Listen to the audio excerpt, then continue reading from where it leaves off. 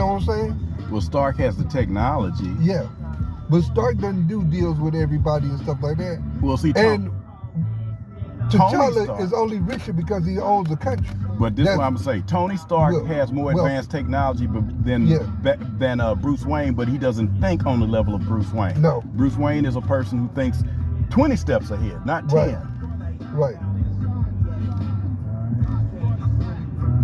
And Bruce Wayne also learned from all over the world. Yeah. You know, and not just from MIT, like Tony Stark, but everywhere. He traveled the world to get his knowledge.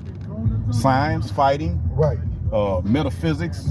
Everything he did not know, he studied to learn. Now, the way they have said it at times, Bruce didn't really stick around long enough anywhere to get a traditional degree. Now, some versions, Dr. Doom is similar. He's a pre-planner. What he needed to learn. Yeah, Doom is similar to Bruce Wayne too, because he didn't get a regular degree. I remember looking on Google, they kept talking about, well, yeah, he goes by doctor, but he never got a doctorate degree.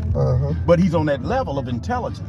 And see, I'm a person who believes that it's good to have a traditional university education, but there are men who are so well read. Bruce Lee didn't finish. Look, Bruce Lee didn't finish his degree at Washington University in Seattle, Washington. But he was very well versed in philosophy. Anybody looking at any of the older books that showed pictures of his house, his whole room was nothing. He had a room. The books were from the floor all the way to the wall. These were all books on the I Ching, on people like Genghis Khan, on Confucius. He studied it. This was what his degree was going to be in. But he continued to further that education even though he came out of a traditional university without his degree. So Bruce was a very excelled person. And you have a lot of people, not just in the martial art realm, but people of other areas that come in. They have university level degrees. They just don't finish that and formalize. And what happens generally, you see that following individuals like that.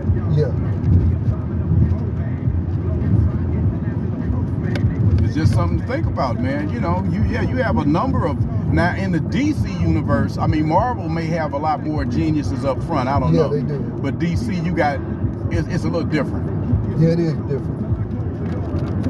You know, you got. And then you got people who are geniuses in different ways in Marvel. You know.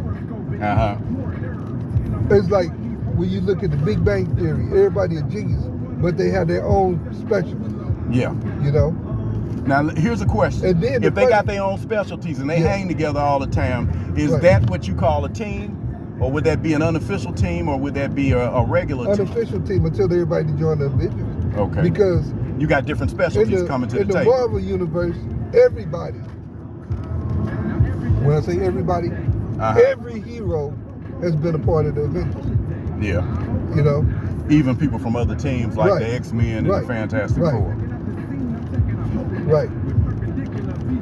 You can't be a hero almost unless you've been part of the Avengers for a week or two, you know? Whereas everybody's not part of the Justice League. You know? So you think majority of the universe of Marvel over the decades has been an Avenger, whereas you can't say the same for DC. Even people from like the Cowboys and stuff who came through and jumped into the future and became part of the Avengers and then went back to the past. You know, Two Gun Kid. Oh, yeah. Moon Knight. They had a Western Moon Knight, didn't they? Am I wrong? No, Ghost Rider. Ghost Rider, all kind of individuals, you know, became part of the Avengers. Even villains who became heroes for one time or another, or one thing, or they became Avengers for part time, you know? So,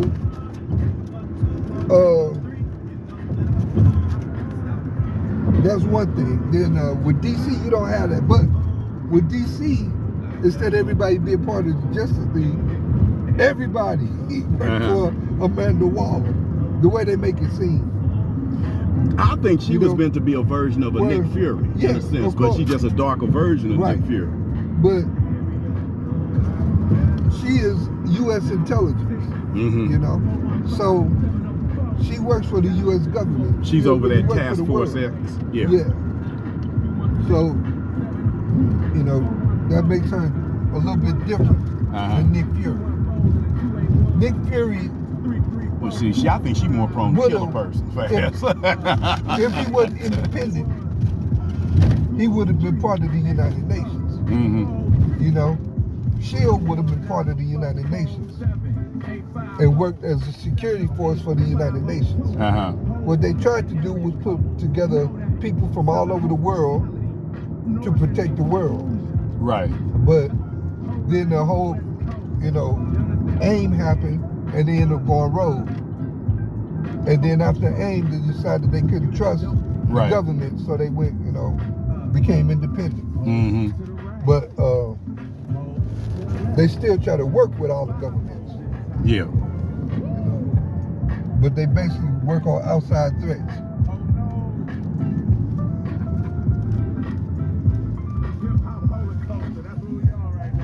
And since, you know, and they try to make it from, you know, we Americans, so they show the American point of view. But SHIELD is all over the world, you know. I think they done downplayed SHIELD and made it look like ever since that movie Winter Soldier. I mean,